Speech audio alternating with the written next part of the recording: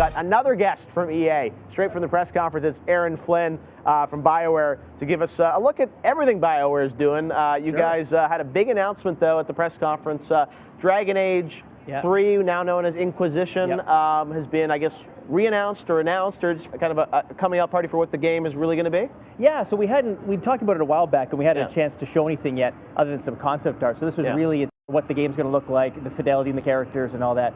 So I know it's really exciting to be up there. I'm lucky I get a chance to represent that. So I was up on stage pretty nervous talking about it, and then I just rolled to the trailer, and I think I got a really good response. People really liked it. Yeah, it looks fantastic. So tell us a bit about this Dragon Age, because I mean, Dragon Age has gone through a couple art styles and a look and feel of it. Now this is, I mean, you're selling this as kind of a open world RPG, right? Yeah, so it's funny because when we switched to Frostbite now to do our RPGs on, Dragon Age used to be on its own engine, it really let us rethink some of the fundamental premises and ideas for the game. And so when we did that, we said, well, Frostbite's really good at doing open world environments. You've seen that in Battlefield, and with some investment from us and some ideas from us in development in the RPG systems, we can really do something amazing with that, is our hope. So it started with that, and then from there, looking at the Gen 4 stuff, that really helped us define some of the technology there for characters and everything else. And so yeah, just from there, it's been snowballing and really gaining momentum in the studio. So tell us, you know, and I'm sure you can't say a lot about it, but I mean the style of game, how it's going to play. We saw a trailer, obviously, but I mean, what is this game going to feel like when you play it? Well, my hope is that it feels a really good synthesis of the past two games, something that is both tactical like Origins, but also quicker with some more action-y feel to the combat, more fluid combat, better animations that we saw in DA2. So again, with that and the new technology we have in Frostbite, I think it's very possible, so we have to work hard to get it right.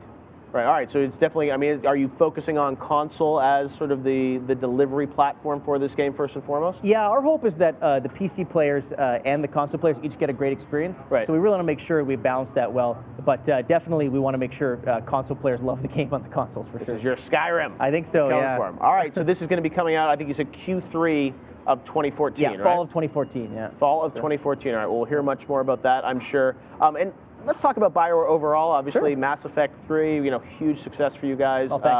Last year, you know, a lot of Game of the Year nominations and whatnot. What does the portfolio for BioWare look like moving forward? I mean, are you guys going to now move to Frostbite for all your games? Yeah, I think so. It makes a lot of sense in this world nowadays to develop that way. And with all the investment we're doing with Dragon Age Inquisition into the RPG systems, we can make good use of those and build onto them again with Mass Effect and new IP that we want to work on as well. Okay. So is that the new Mass Effect I know you guys are working on in Montreal? You've announced that. That's right, yeah. So they are working hard on that stuff even as we speak, yes. So does that mean Mass Effect then will become more open world as well? Could. I know they're going through their fundamental design stuff right now, and Casey's overviewing that, and he's looking at stuff. So yeah, we'll have to see where it goes, but I'm really excited about the future of Mass Effect. I think it could be really cool. All right, so we got another Mass Effect, and then of course Casey and his team are also working on a brand new IP. Not much has been said about that, but they're working away, I'm sure, on something brand new, right? You know, we had reviews with Patrick Soderlund and those guys recently, so it's good. And yeah, it's a chance for us to really rethink the genre and get back to fundamental principles with it and try with a clean slate and see what we come up with. Well, it's really exciting to sort of you know, talk about RPGs. And let me ask you, you know, with next-gen consoles coming out here, how do you think the RPG genre is going to evolve? Because we've heard a lot today from people talking about, well, cloud-powered, we're going to offload the AI and the physics. And I think a lot of gamers listen to that and say, it sounds interesting, but I mean, how is my game going to change now that, you know, boxes are more connected and people populating into worlds? We saw Ubisoft talking about that. I mean, what is that really going to mean for Dragon Age or Mass Effect? Well, it's a great question. I mean, for us, it starts with a great story, and so we have to start with our story and then get that done and then ask ourselves, what can we take advantage of in the technology that will let us do something more amazing with the story? So when it comes to some of those things, I mean, those are fantastic opportunities for RPGs. RPGs can be really complex and really data heavy, and we can do, you know, if we think hard about that stuff, I think we can do a lot of really cool things with the cloud or with, you know, the power in Gen 4 and all that. So I'm actually really excited. I think RPGs are going to be a fantastic genre in the next generation of consoles. Do you think the line between sort of single player and multiplayer and co-op, does that all kind of start to blur together now? It definitely could. You know, when we think about our games, we think very hard about having a single-player story at the heart of it.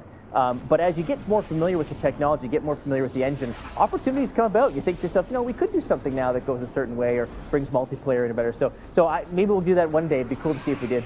Yeah, because I feel like that's the thing that everyone's wondering about. How is this all going to sort of work in these games? Dragon Age, obviously, are you focusing mostly on sort of a directed single-player narrative? Yes, absolutely. The narrative we've got written, where you play the Inquisitor going after this fade breach in the sky and trying to figure out what's going on. It's a very powerful single-player story, and that's our focus right now.